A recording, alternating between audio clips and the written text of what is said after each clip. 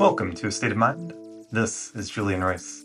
I am very happy to be bringing you, finally, a new episode of this podcast, which is part of my desire to bring you the highest quality, cutting-edge information and conversations to help you in your journey of greater health, wellness, purpose, and connection, in service of creating the more beautiful world that our hearts know is possible, to quote the memorable phrase from the writer Charles Eisenstein. And I wanted to highlight that sense of connection.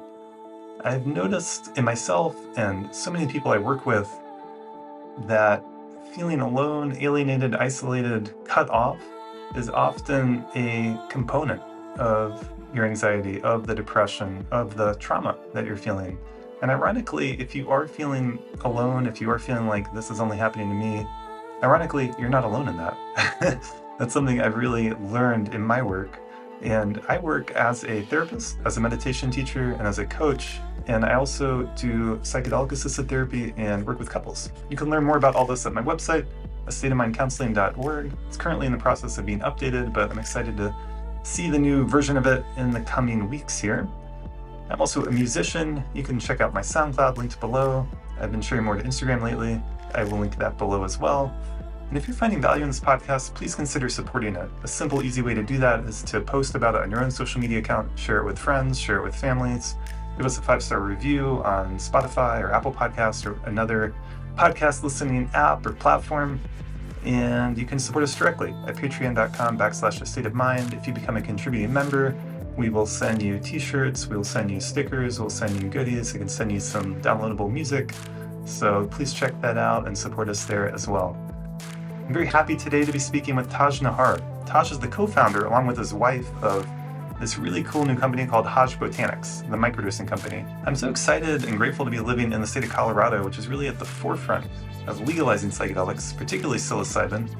And because of the change in laws here, it's made a company like Haj Botanics possible.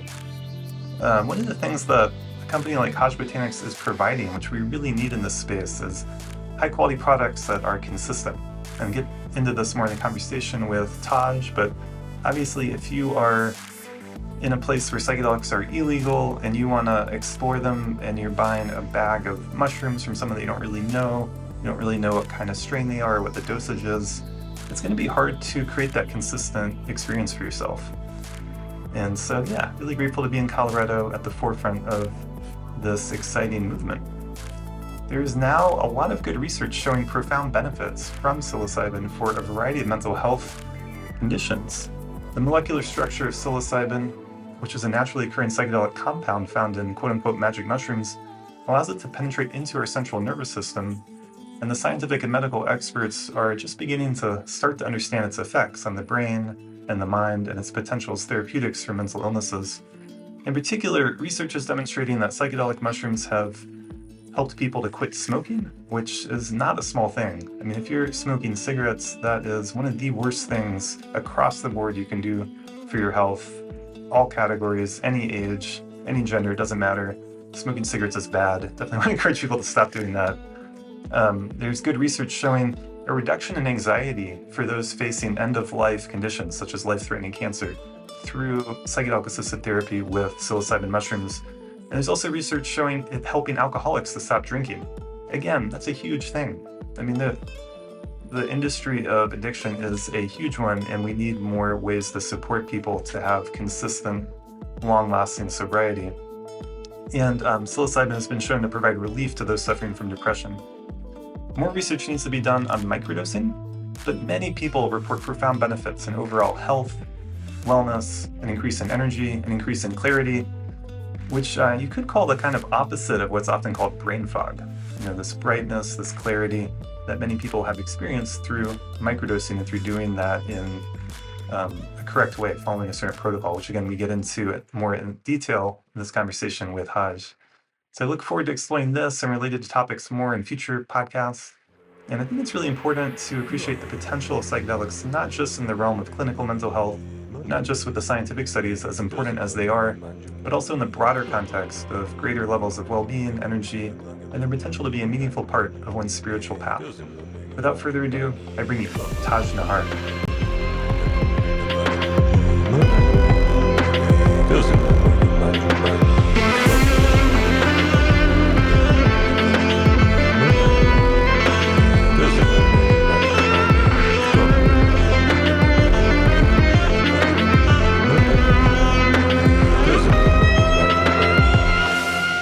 I'm here with Taj from Haj Botanics. Taj, thanks for being on the podcast. Appreciate it. Thanks for having me. Yeah. And do you want to just introduce yourself and your company and how you became passionate about what you're doing? Yeah, so my name is Taj Nahar. We're co-founder of Haj Botanics with my wife, Haley. So Haley and Taj together make Haj, and that's sort of where the name came from. And yeah, we are a direct-to-consumer mushroom company that has both adaptogenic and psilocybin mushroom products. We are known as the Mushroom Honey Company. So even as you can see here, we have some of our products. We infuse a variety of different mushrooms into honey and then also offer them in capsule form. I always tell people my story is not that unique in the sense that, mushrooms fundamentally changed my life and my wife's life in a very meaningful way. And then we had this idea to create a product that was easy to use, accessible, affordable, and kind of took the guesswork out of measuring and made something pretty beautiful and profound. And thus, Haj Botanics was born. Beautiful, yeah. And you sent me some samples, which is really cool. I really appreciated it. And it's a beautiful jar with honey. And do you want to, and it's exciting to be in this new area where this kind of thing is developing. You must be one of the first companies doing this. You want to share about what it's like to be in this space now and creating a company? Yeah, so, there are definitely many other companies in the space of psychedelic medicine. It's a very exciting time for the industry as a whole. And as sort of entrepreneurs in the space, it's even more exciting and challenging because you're sort of navigating this ever-evolving regulatory environment while at the same time trying to create the best product you can kind of take to market for the end user. And in terms of the honey itself, we have 3 formulas, and I'll kind of give you a breakdown of the different formulas and how we're kind of operating in this space. So our first formula is an adaptogenic only blend. So it has lion's mane, cordyceps, turkey tail, and tremella mushrooms in a blend. And in that, you can get it in capsule form or as a jar of infused honey. Then we have our Brain Flow, which is our low-dose psilocybin formula, specifically designed for microdosing, which I know we'll get into here in a second. That you can also get in capsule form or as an infused jar of honey. And then thirdly, we have what's called the Brain Melt. And as the name would imply, it's definitely more designed for those deeper, more therapeutic, transformative experiences, also available in capsule form or honey. And so why we chose honey is, I have to give credit, it's my fiance's idea. And so she had this idea of infusing the mushrooms into the honey for a few reasons. Honey itself has its own phenomenal, nutritional value, especially local organic honey, which our honey our honey comes directly from the farms here in Colorado. But no one really that we've talked to and in personal experience actually enjoys taking mushrooms. They don't taste good. It's hard to digest. They're hard to weigh out. Sometimes can be hard to find. Now, you may enjoy the trip or the actual microdose itself, and then, of course, being reflective after the experience. But taking them is never pleasant for the most part. That tastes good. Yeah, it's actually an important point. I've learned that in general, all mushrooms should be cooked or processed in some way. And I'm curious that soaking them in honey or making them in the powder and putting them in the honey is a way to help the body absorb them more fully.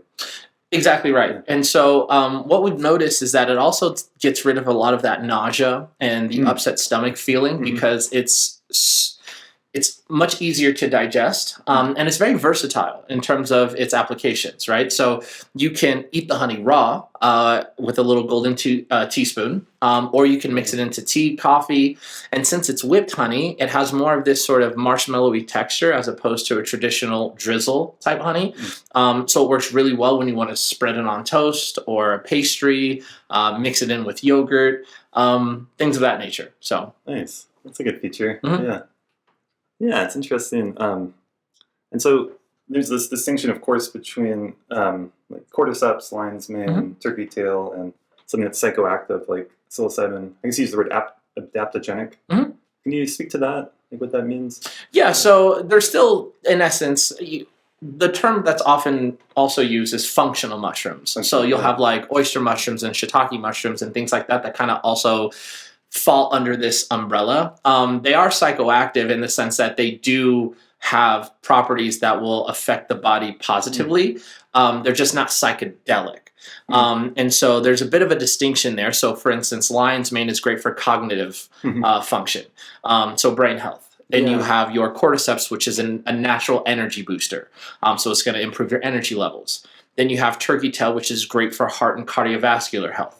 And then tremella is also known as the snow mushroom or nature's beauty secret.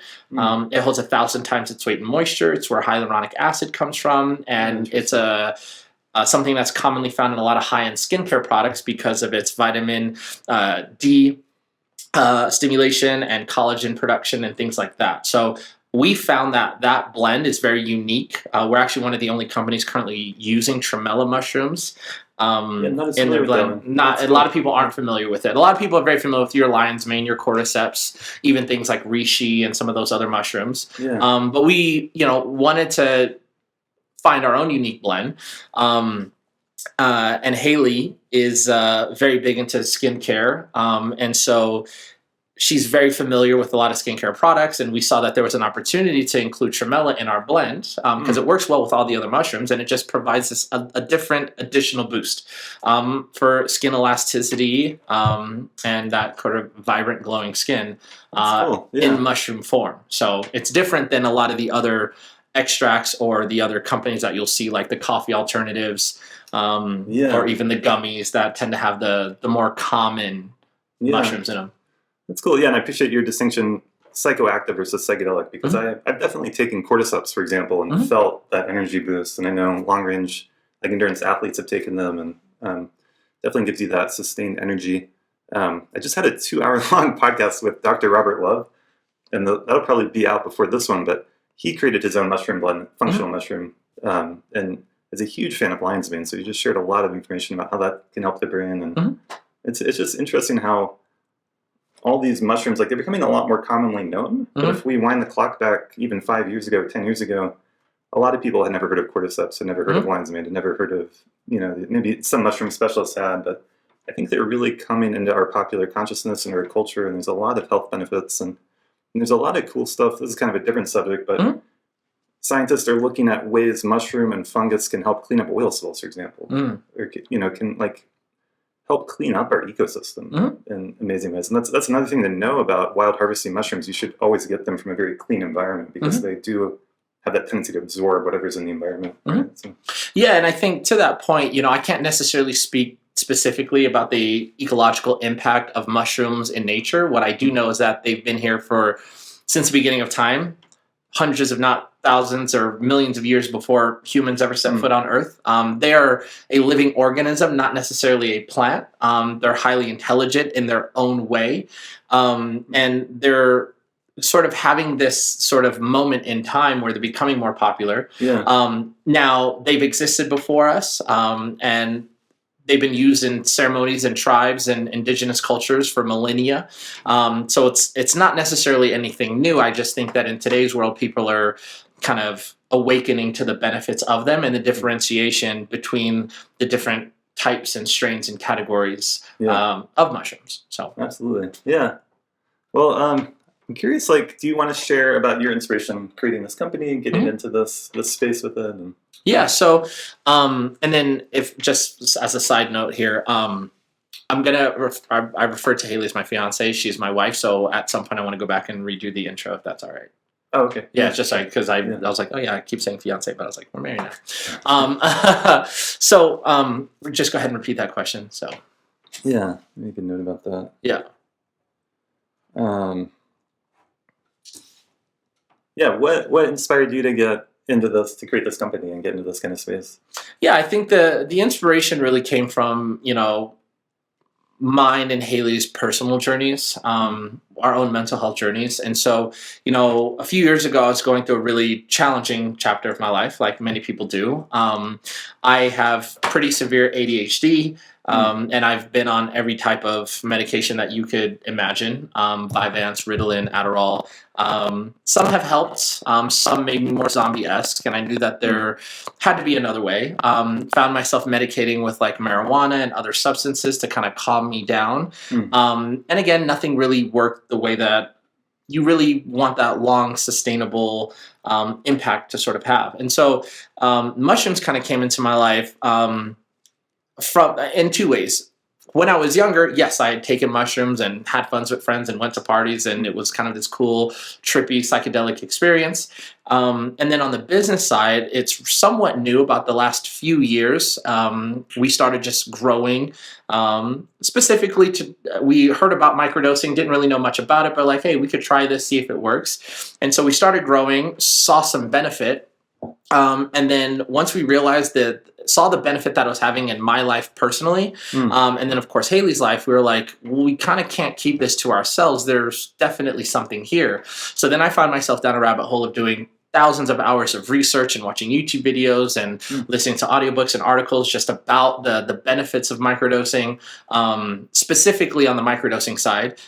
There's a ton of information out there about these heroic journeys that people go on. The talking to your ancestors, talking to God, doing 6 months of therapy in 6 hours. And while that's all great, I believe that there's additional value in small, sustainable use over time. So instead of, taking 5 grams at once, we're taking 100 milligrams every few days over the course of a few weeks or a few months, to kind of have that natural progression and that benefit.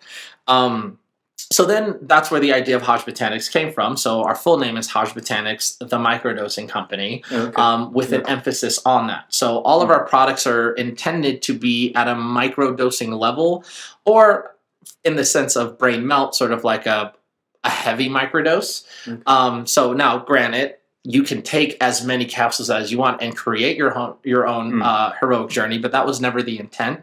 Right. The intent was simply to find a solution that could replace the pharmaceuticals that I was sort of taking, and seeing the incredible benefit there. And then in terms of structuring the business, one of the things that we also found were we wanted our product to be consistent so that, every time you order capsules or honey from us, it's going to be the same jar of honey. It's going to be the same strain, the same capsules, weighed out and measurable. So you're not wondering what the strain is this week versus the next. And then kind of make it very approachable, right? So that's why we like honey. Honey is something that most people enjoy and have experience with.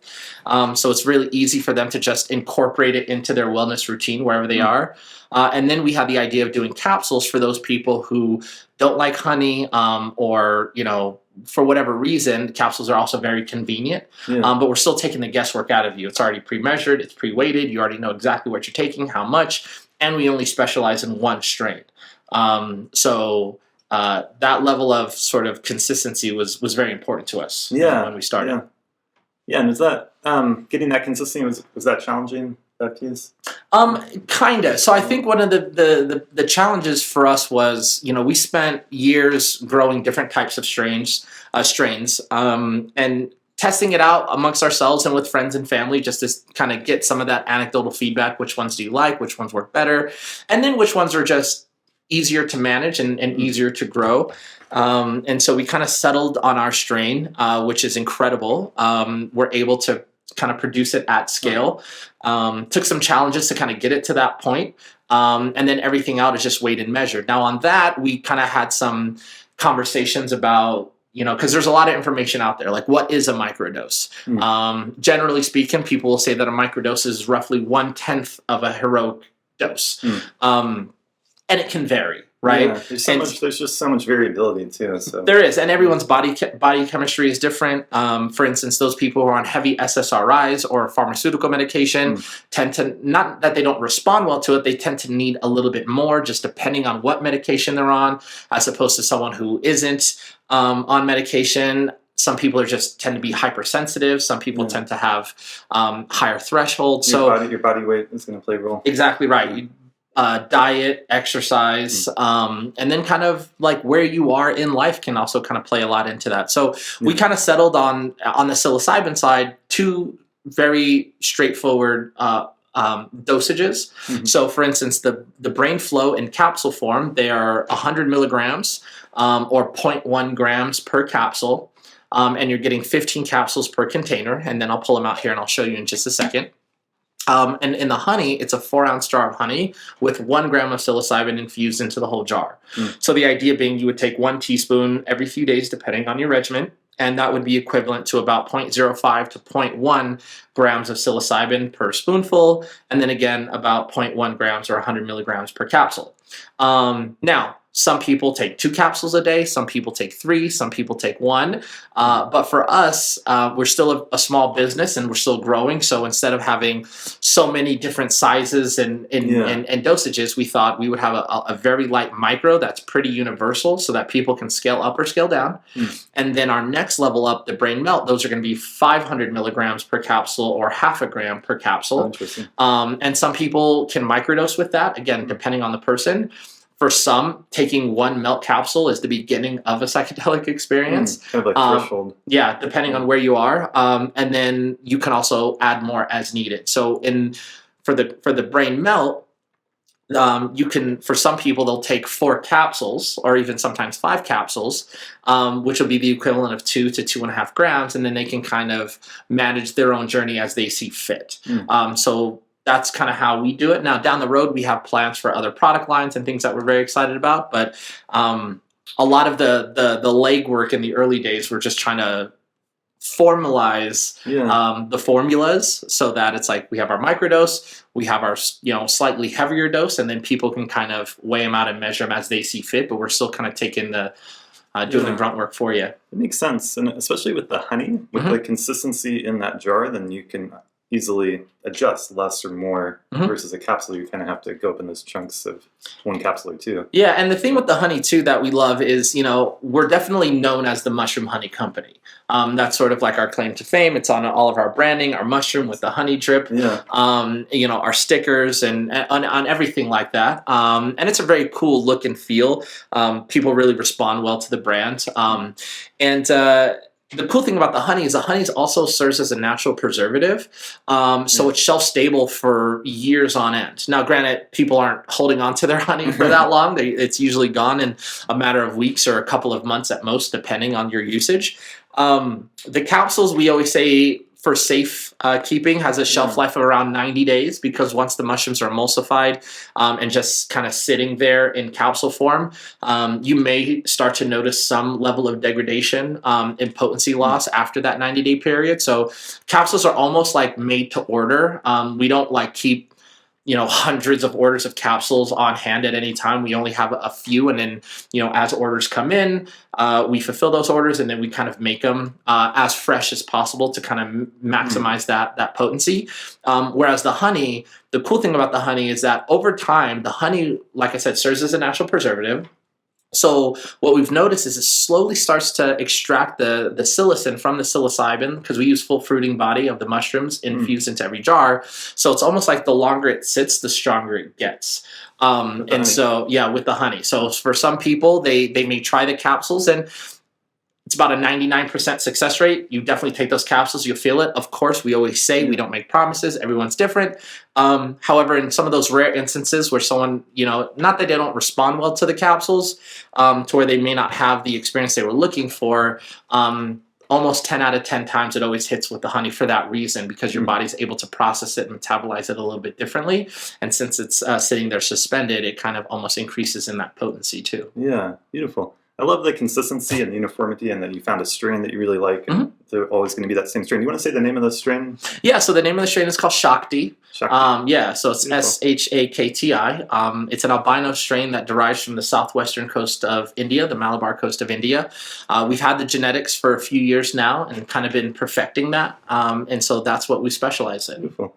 Yeah, and I often, sometimes I'll kind of coach someone around microdosing, and if someone is finding a batch of mushrooms, I'll recommend grinding it up, because that'll create that consistency for that particular batch. But in general, mushrooms are going to not be totally consistent. It's a natural product. Some will be stronger, have different effects than others. And it's cool to see a company that can provide more of that consistency. And then there's a bit of self-experimentation to see what works for you, which I think is where we're moving as a culture, and I think it's a good thing, rather than a one-size-fits-all, rather than the doctor. Sometimes there's a place for a doctor to say, hey, this is the medicine you should take, and this is the dose, of course. But with a lot of mental health stuff, there's a back and forth. There's a collaborative process. You have to be engaged with it. Like you work with a psychiatrist.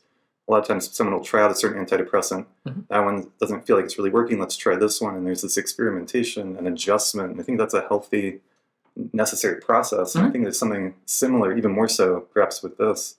Yeah, agreed. And so the way we kind of view our products is, we always put the disclaimers out there. It's especially on our flow and melt products. These are psychedelic products. Kind of exercise caution when using it. We always tell people to consult with a doctor or physician, especially if you are on any type of medication, just so that if you are going to add microdosing or mushrooms to your regimen, we always say your doctor should know, because we don't make any promises.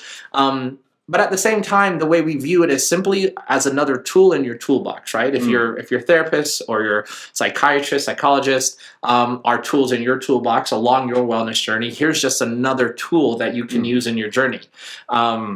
We don't tell people to just get off their SSRIs or off their medication or anything like that. Mushrooms can work in conjunction with or in replace of. But again, if you are on some type of medication, it's like, we're not here to tell you not to take that. We're just saying, here's another option that you can explore.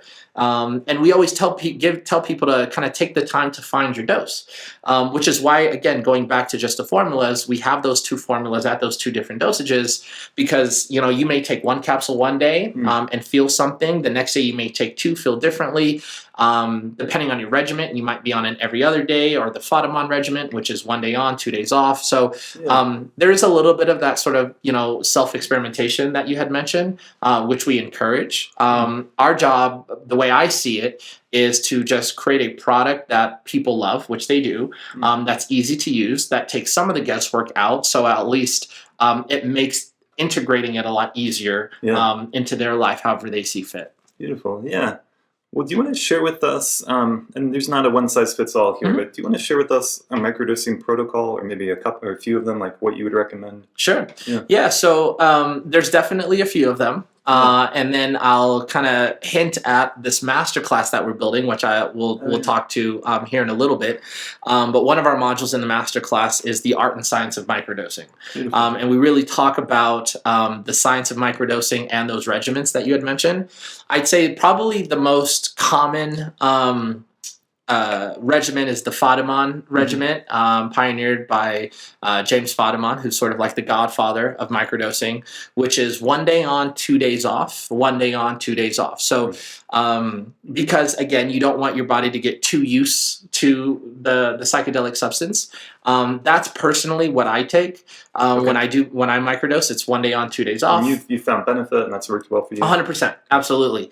And so, but again, I think that the key with microdosing, which we always tell people, is right now, if I were to give you a microdose, or if someone were to just take, a spoonful of the honey or a capsule, you may have a great day. Right?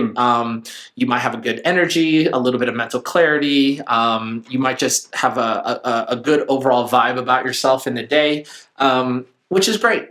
I'm here for that. But that's not quite the point. The point with microdosing is to, A, have intention, always, and then B, it's sustained use over at least a period of time.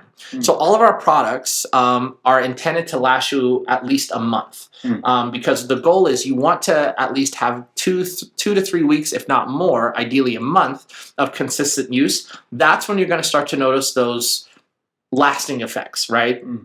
Take it 1 day, have a great day. You take it, consistently for 2 weeks, you might start to notice your anxiety is starting to decrease ever so slightly. Or you're not as depressed, or you're not as angry, or anger is an emotion, so you might get angry, but you're not stuck in that emotion as long. Take it for 3 weeks, and that's when you'll start to notice, wow, my anxiety's gone down significantly. So the goal is, to take a little bit every few days for a period of time, and then reflect on the impact that you've noticed after about 2, 3, 4 weeks. And then you can kind of continue the cycle until whatever it is that you're going through or working on, you can actually sort of see some of those tangible differences in your own life. Like for me, when I mentioned earlier, when I first started microdosing, my intention was to work on my anger. I was going through a really challenging time, a lot of loss, and I was very angry, and I was very quick to my anger. And I would not only just fight my anger, but it would be hard to get out of it, meaning like I'd be in anger, I'd be stuck in it, and I couldn't get myself out of it. And that's one of the things that I noticed mostly with my microdosing journey. It's not that I don't get angry. It's that I can identify my anger as what it is, and then I can let it go a lot easier. So it no longer has the hold on me that it once did. So it helped you get to a new relationship with your anger. I love that. Yep. Yeah. And I think I get to see James Fadiman speak. He's a really inspiring scientist and figure. And if I'm remembering correctly, he was recommending in general microdosing like that for a month, and then taking a few weeks off and like journaling and reflecting on it. And it's a totally different, it's a paradigm shift. It's a totally different model than the old school big pharma model. Take this pill every day for the next year or whatever it is. Correct. And so I think, and we put this on our website too, the big pharma model is based on the treatment, not the cure, right? So it's profit mode. The profit motive is to keep you hooked on a product indefinitely, because their profits are tied to that. So right there on our website, under our story, there's a quote that says, "A customer lost, or a patient cured is a customer lost." And then we say, we do not believe in this statement. This is why we do what we do. Thanks for saying that. Yeah, because our whole vision is, with our products, we are a for-profit company, and I am very transparent about that. The goal is not to get you off your medication and then hooked onto something new. The goal is if you use our products for 1 month, 2 months, 3 months, and then it helped you with your ADHD, your anxiety, your depression, your TBI, whatever it is that you're going through, and then you don't need the products anymore, good. That's a win, right? That's a win. It's not like, oh, how do I continue to market and sell to you and put something that's addictive in it to kind of keep driving my bottom line, which is a unique place for a for-profit company to be in. That lifetime value of a customer may only be a few months, but for us, it's big picture than that. It's about the societal changes that we're trying to impact more so than just than the bottom line. So it's the exact opposite of the big pharma model. Yeah, I really appreciate that. That's part of the reason I wanted to have you on the podcast, and how I see psychedelic medicines entering our culture and part of the deeper healing on a cultural, societal level. In fact, I have this. Maybe I can just show this book. Sure. Anatomy of an Epidemic by Robert Whittaker. He talks about all this stuff. And sure. The rise of big pharma and this, it can help people, but it's interesting just to note that like antidepressants, for example, they're all done with in general 6-week-long trials. It's hard to study the effects of drugs like that in the long term. It'd be hard to do a 10-year trial. But now we have a society where many people have been taking antidepressants for 1, 2, 3, 4 decades. And it's just good to note that isn't necessarily supported by science, because it's hard to study. Like they are the science right now. Right. Yeah, and it is. You bring up a really interesting point about the study and the data associated with it. We are starting to see a lot more empirical data come out about the benefits of psychedelic medicine, specifically microdosing. There are some people who think it's a placebo. We certainly do not. I think that, we do get our products tested, and we have a great relationship with the lab that is able to test products. We're able to test our potency and our efficacy and degradation levels and things like that. But beyond that, we are in talks to start doing clinical trials with our own products. Oh, cool. And so you're starting to see more clinical trials pop up. But I do want to make a very clear distinction here. A lot of the clinical trial data that we're seeing, at least initially, with psilocybin specifically, are using what's considered to be synthetic psilocybin. Right. Meaning it's sure, on a periodic table of charts, it has the same chemical compound of natural psilocybin, but it's made in a lab. It's not grown. And there are some differences to that. To be clear, we grow our mushrooms. It's all organic. It's all sustainable. It's an amazing, beautiful facility. And so soon we're going to start seeing some of those results from natural products, even as they compare to the synthetic product. Yeah. But again, a lot of those government-backed studies need a very specific, very controlled substance. That's why they're, at least these initial tests, are using the synthetic product. But we're very excited to be part of some of that ongoing study with an actual natural and organic product, because there are differences. And even anecdotally, I know a lot of people who have taken synthetic psilocybin, whether it was infused into a chocolate or a gummy, as opposed to an organic psilocybin product. And even the physiological experience is vastly different from one to the next. Like it's sure it's psilocybin, but it feels more chemically driven. It feels there's a synthetic sort of underlying emotional feeling that people have shared with that. So that's interesting. Yeah, I don't know too much about that, but I'm just kind of reflecting on. I appreciate you sharing your own story, for example, with microdosing and having the intention, and then you want to work with anger, and you're taking a microdose one day on, 2 days off, and it just sounds like part of that journey is, of course, the intention. There's an engagement. There's a working with, and I'm imagining that. Now you're in a new place with your anger, whether or not you're microdosing or not. And so that's part of the value, I think, of psychedelics. And it's a different model, again, than take this pill and you'll feel better. It's like have an intention, microdose with this discipline, and work with yourself, work with your mind, work with your emotions, learn new tools, new ways to handle things. It's self-growth, self-development. It's not fixing the symptom, like you're saying. Correct. Yeah. And so I think having the intention is key, right?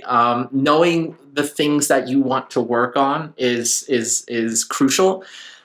The other thing that I'll say is I microdose in addition to seeing my therapist regularly. Okay. So my therapist knows that I microdose. So it's right now I'm in traditional talk therapy. Eventually we'll be getting to EMDR therapy. I know that my wife is doing somatic massage therapy to help with some of her trauma as well. So again, this isn't something to replace what you're doing. It's something that can work in conjunction with.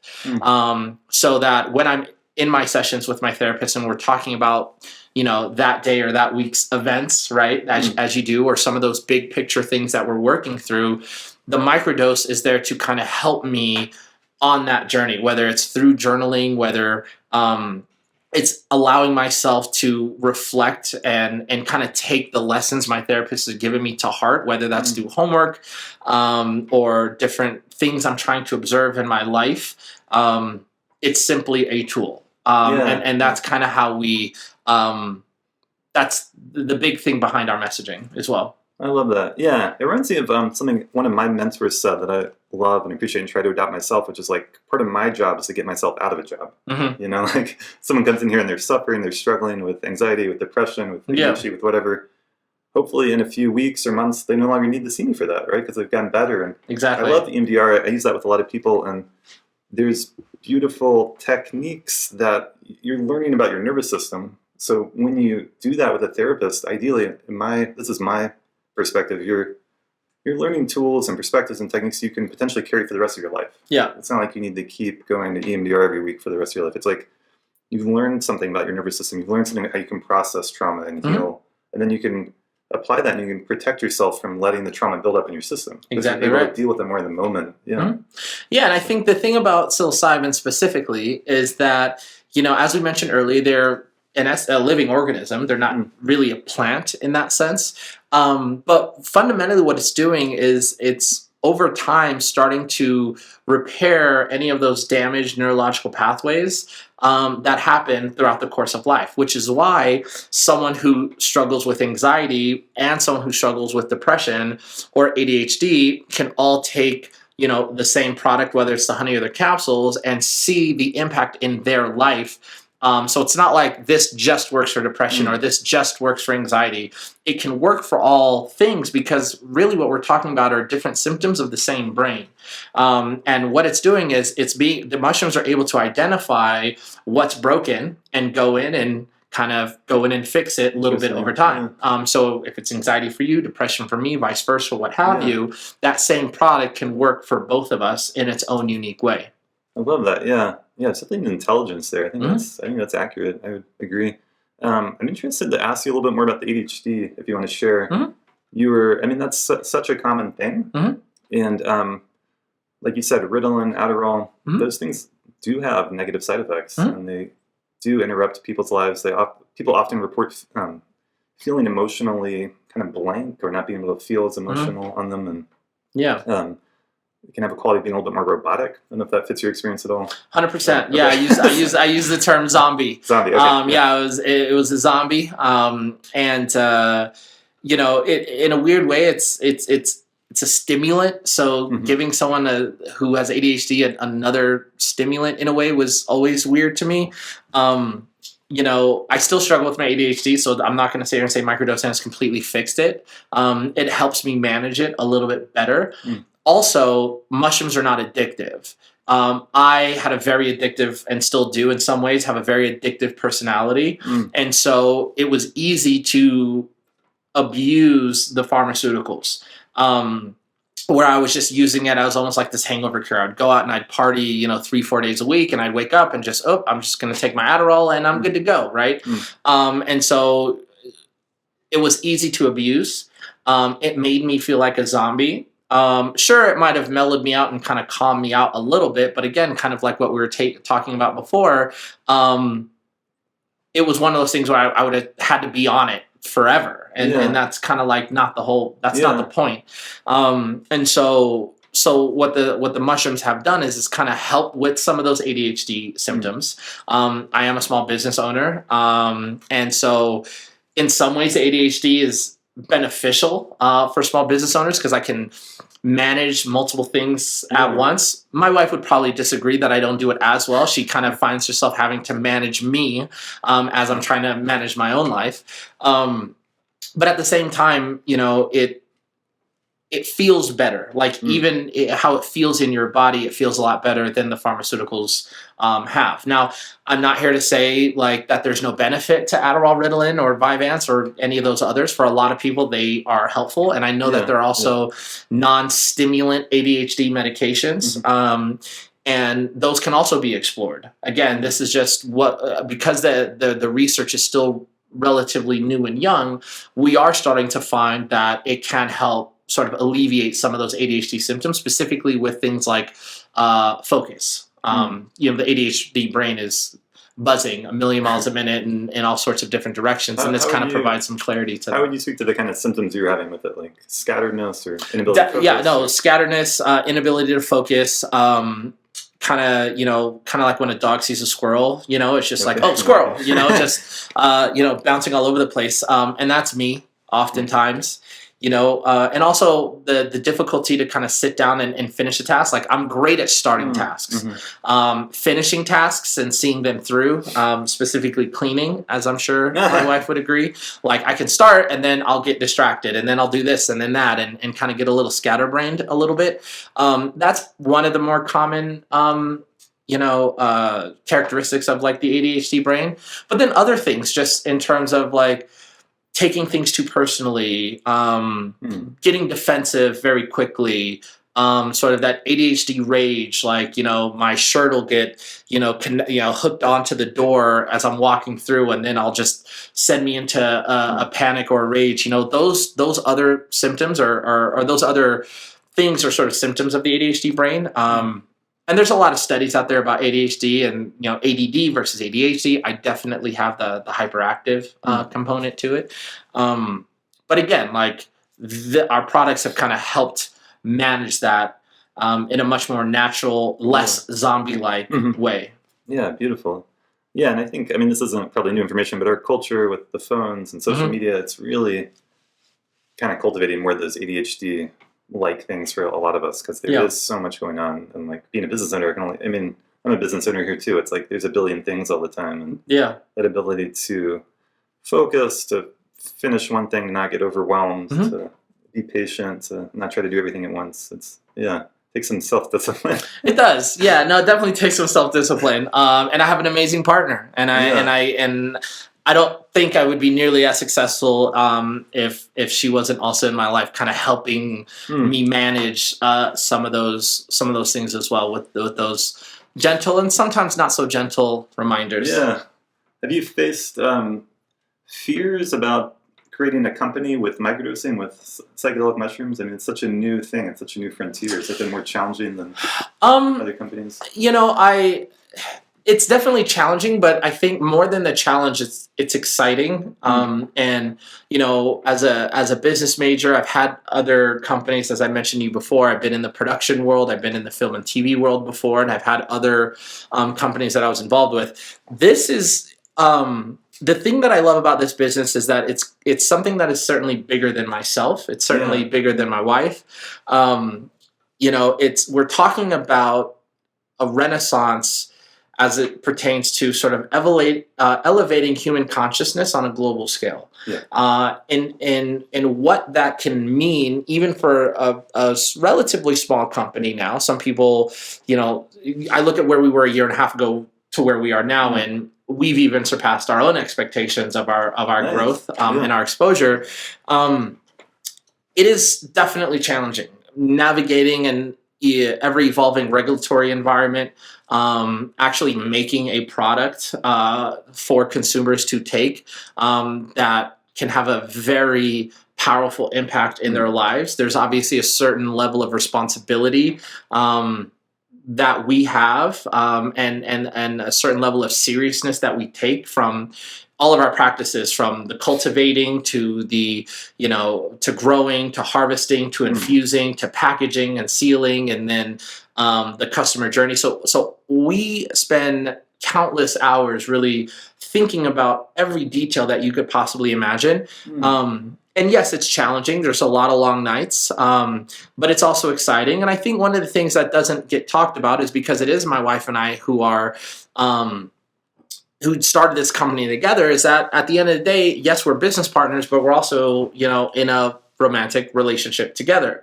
And the importance of setting boundaries, and the importance of, work time is work time, private time is private time, making sure that we're creating, and again, this is her, this is not me, because I am the problem child in all of this. I want to be very clear about that.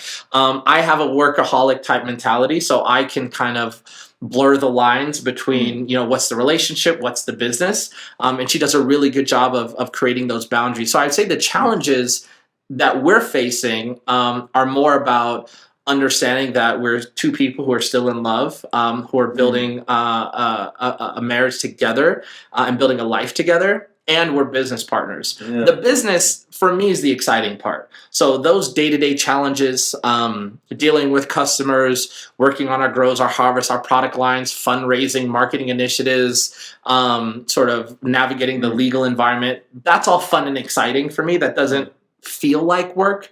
Building the masterclass, working with PhDs and contributors from all over the world for our course that we're building, which I know we'll get into.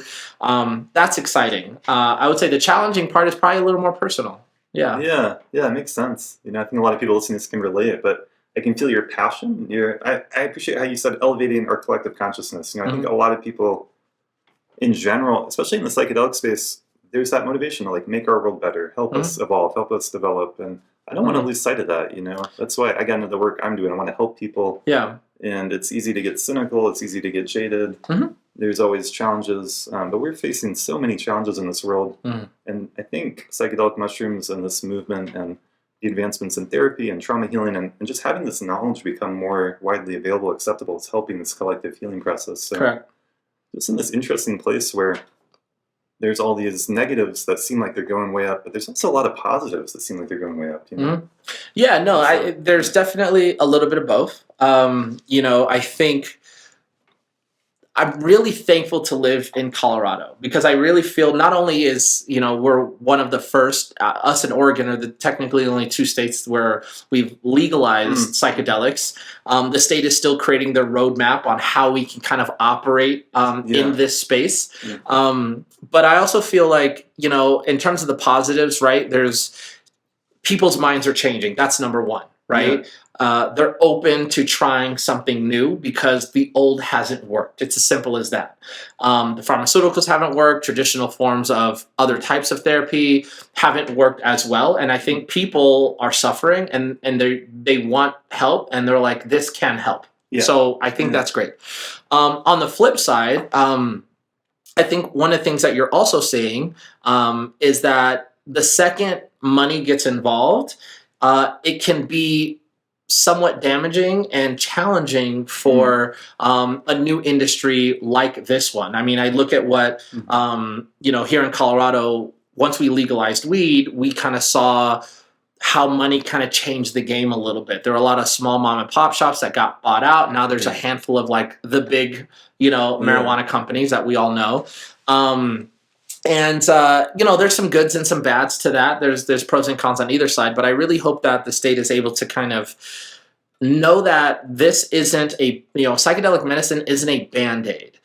It isn't really intended to be like a short-term fix. And I'm not going to speak ill about the marijuana industry. I'll speak ill about the pharmaceutical industry. That's fine. But, we are 420 friendly. Obviously, we live in Colorado. But I do think that there's something to say about just the long-term powerful impact that psychedelics, and not just mushrooms, but other forms of psychedelics can have.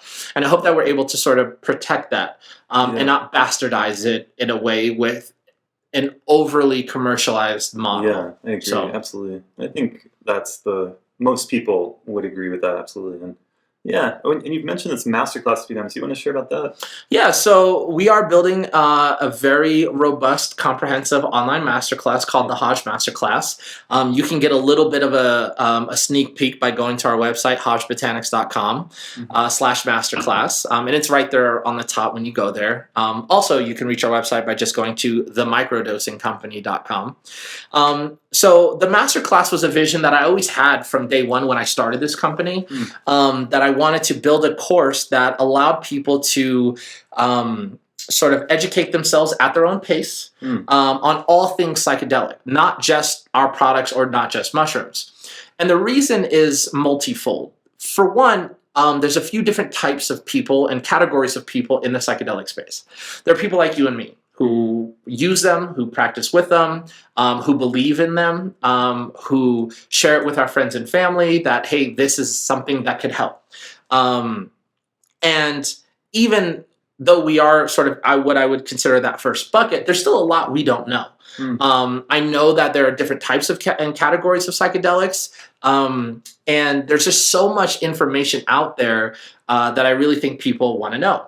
Then you have the second group of people, which are people who are open to psychedelics and who maybe haven't tried them yet, meaning they were on heavy medication, or they may have seen people in their own friends and family groups suffer, whether it was because of a tragic loss or someone who's unfortunately still struggling and whatever it is. And they're like, or the people around me need support and help, and these traditional methods are not working. So I'm open to psychedelics, but I don't know where to start, which product's right for me, all these other things. And then, of course, you have the third bucket, which are kind of like those naysayers, right? That are like, we should ban all drugs. We should ban all psychedelics. They're bad. They're going to make you go crazy. Kind of like that older school war on drugs mentality. And so the whole vision behind this masterclass was to educate. And I believe that's what we're doing. And I'm very excited about it. And so the way that the course is really structured is we sort of have this module and lesson format. So we're rebuilding our website, and when we launch, we're going to launch with the masterclass, and there's going to be 10 modules. And in each module, so the module will have sort of a general overarching theme, and then within that module, there'll be 5 lessons. And then within each lesson, there will be 5 specific FAQs that will tie directly to that lesson, which will then tie directly to that overarching theme. Yeah. So just to kind of give you broad strokes overview, Module 1 is available now, so anyone can sign up to get that for free. Nice. And that's Intro to Psychedelics. So it's like your Psych 101. Right? And the first lessons are history and origins of psychedelics. So we really do a deep dive into the history of psychedelics. What were some of the indigenous cultures, from the Mayans to the ancient the Greeks, to even tribes in Africa that have depictions of using psychedelic medicines and plant medicines in their ceremonies. I was going to say in India too. In India too, we speak to that. And then lesson 2 is just types and categories. So we're just doing broad strokes overview of the different types. So your psilocybin, LSD, ketamine, MDMA, ibogaine, ayahuasca, things like that. And we kind of educate on the the differences between them. Then we talk about the science in lesson 3. How does psilocybin work in the brain? How does LSD work in the brain? How does ketamine work in the brain? What's right for you type, but again, big picture. Then lesson 4, we have a little bit of fun. We kind of dive into the impact that pop culture has had on the psychedelic movement and vice versa. So we kind of create this timeline where we kind of show, obviously, the historical context.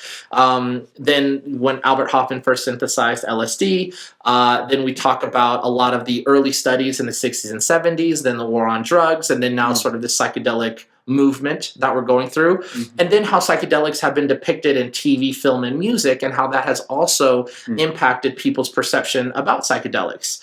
And then lastly, in that last lesson, it's fallacies and myths. So we are addressing a lot of those fallacies and myths head on, like psychedelics are going to make me go crazy. No, they're not. Here's why. Psychedelics are addictive. No, they're not. Here's why. So that kind of gives you the structured overview of the modules. Now, very thorough, comprehensive. Yeah, actually. and again, that is just module 1 of 10 that we're going to have at launch, with the goal of having 20 by the end of the year. So just as a little tease, some of the other module topics that we're going to cover are going to be, for instance, psychedelics for personalized use. So understanding which products are going to work for you, psychedelics specifically in clinical settings for mental health and therapy. We talk about the art and science of microdosing. There's a whole course dedicated to understanding the legal component of psychedelics. And then we also have a component on psychedelics in relationship and sex therapy and many others. I don't want to spoil it too much. But one of the cool, it's a lot there. And one of the cool things is it's not just myself doing tens of thousands of hours of research. We're actually collaborating with a lot of other psychiatrists, psychedelic therapists, PhDs and leaders in the psychedelic space, whatever their area of expertise is. They're also contributing their wealth of knowledge and expertise to a lot of those courses. And we have signed on a few very exciting and impressive people. I'm not going to say who they are yet, but you can go online and sign up for the first module. And then, like I had mentioned, our goal is by this summer, once our site is updated, the entire masterclass module is going to be, all 10 modules are going to be available online. Nice. Love it. Yeah, I love history, and it's just interesting to start to look at the history, the role that psychedelics have played, and it can be controversial, and there's a lot maybe we don't know, but it's we're in a new place in our culture where this knowledge is becoming more open and more talked about, and we're kind of actually rewriting our understanding of our own history. Like you mentioned ancient Greece, that, for hundreds of years, Western civilization has revered ancient Greece, and yet that psychedelic component was either extremely secret or just totally unknown for many people, scholars, and so it's really changing our whole understanding of ourselves, and we're in a new place where it's more open, where it's accessible to anyone. Exactly right. And I think, and that's where we get really excited, is because we're not necessarily creating anything new, right? Honey has existed for thousands of years. Mushrooms have existed for thousands of years. We just decided to put the two together and see the benefit in that. And thankfully, like I said, we live in a time and in a state where it's kind of giving us a bit of a green light to go ahead and create something that we think can benefit the community at large. And to your point on the history, I'm a big history buff myself. So doing that research is really exciting and really fascinating. To just see how far back it goes, from archaeological finds to cave drawings and paintings depicting the use of certain psychedelic mushrooms or certain psychedelic substances in a variety of different ceremonies, what they were used for, why. There's a philosophical component to it. There's obviously, when you talk about ancient Greece, there's a religious component to it. And it's fascinating. Yeah, super fascinating. It just intuitively and logically makes so much sense that psilocybin mushrooms, maybe Amanita muscaria, but mushrooms in particular, are popping up everywhere all over the world, and people are wandering around the world eating them. And it makes a lot of sense. So the Terence McKenna's stoned ape theory, there's really something to that. I think that will become more and more accepted and looked at because they were clearly having a massive impact on people's consciousness. And I think what we're seeing, I agree. And I think one of the things that we're seeing now is that people are trying it in a different way, and they're seeing that maybe some of those preconceived notions and those judgments that they had kind of going into trying, whether it's our product or others, they might have been a little wrong with some of those, assumptions that they had made. And again, going just back to our products, why we really like microdosing, because it's an easy kind of safe place to start. Right? We're not saying go into the woods with your friends and eat a whole bag and see what happens. It kind of starts people off light, and they can kind of see, okay, this isn't nearly as bad. Now I can kind of grow into that. It's giving people a greater sense of safety, correct, consistency in the product, and it's a serious thing. If you decide to take psychedelics, it's a serious thing. You should take it with a lot of care and respect, and of course all of that. So. Yeah, well, I'm curious what's in this box over here too. I was going to ask. Yeah, no, of course. So I brought us some goodies so I can kind of showcase kind of what we have here. So this is our big box. So when you get some of those larger orders, you kind of get a few different things. First thing I'll show you, these are really cool stickers. Oh, nice. So kind of what I was mentioning to you before. It's the mushroom with the honey drip. It's sort of like our little iconic logo. So there's some of these in here for you. And then I'm just going to kind of go through and show you the different formulas that we have. I have one of each here. Cool to see it in a package like this. Yeah, and so this is the large box. So this is what you're seeing here is how we kind of deliver to customers. Usually they come in a smaller box, depending, because usually people aren't buying one of each. It does happen, which is nice. But what I have here, and see if I can kind of put this over here and kind of show you. So these are going to be our Brain Flow capsules, and then our Brain Flow honey. So as I mentioned before, these are going to be, this is the low dose microdosing formula. So in here you're getting 15 capsules, each capsule's 100 milligrams or 0.1. And so it says, recommend starting, 1 to 2 capsules every 2 to 3 days, depending on the regimen that you want. And for sensitive individuals, we say just start with 1 every 3 days to kind of see how you feel. Yeah, please. I'll often recommend to people who've never done this before and they want to try it out and they're learning about it. Find a day we don't have any responsibilities, a day you have off work, maybe your Saturday, take it in the morning, and just be there and just notice your experience, that give yourself that space. Exactly. And it's exactly what we always tell people. Don't do this right before you're going to work. Right. You might have a great day at work, but it's always nice to just understand how your body's going to react to something before you take it. And so this is our amazing little 4-ounce jar of honey. So again, it's local organic Colorado whipped honey. Comes just directly from the farm in Berthoud, Colorado, from Beth Connery and B Squared Apiaries. They're our honey supplier. Phenomenal beekeepers. Amazing farm, and love the relationship with them. And then our other suppliers love Colorado honey. Andrew Vermouth here in Denver, Colorado. Now he specializes in a varietal of honey called linden honey, which is only harvested once a year, and that's one of our limited edition variations. So it's the same idea, but a slightly different type of honey. But anyways, so again, 4 ounces of honey with 1 gram of psilocybin infused into every jar. And I'm actually going to go a step down here real quick, and I'm going to show you the Buzz. So like I'd mentioned earlier, the Buzz is our non-psychedelic honey. So Brain Buzz. So again, 4 ounces of honey. And then in here, you're getting 500 milligrams of each of the 4 mushrooms that I mentioned. So lion's mane, cordyceps, turkey tail, and tremella. So in essence, there's 2 grams of mushrooms infused into every jar here. Same thing with these capsules. You're getting 15 capsules for the Buzz. And you can kind of see some of the color as well, some of the differences. Because cordyceps tends to have a little bit of an orange kind of undertone to it. Yeah, this honey's darker. Same honey, just the different mushroom infusions. Also organic and fully whipped, and that's one of the cool things too. It's whipped honey, so it just tastes a little bit better. It means it'll also never crystallize. So I love that because honey. when you oxygenate, again, you're not taking the raw mushroom, and like you said, it gets stronger. It's really infusing it, and it's preserving it. And then lastly, what I'll say is probably our best seller is our Brain Melt. So these capsules have 500 milligrams per capsule, or half a gram per, and you get 10. So in essence, you're getting about 5 grams of active ingredient per container. And then you get a slightly larger 6-ounce jar with 6 grams infused into every jar. And you can kind of also see it's a little bit darker just because of the active mushroom in it. And you can even see some of the little fruiting body. I don't know if the viewers can kind of see it, if zoom in a little bit.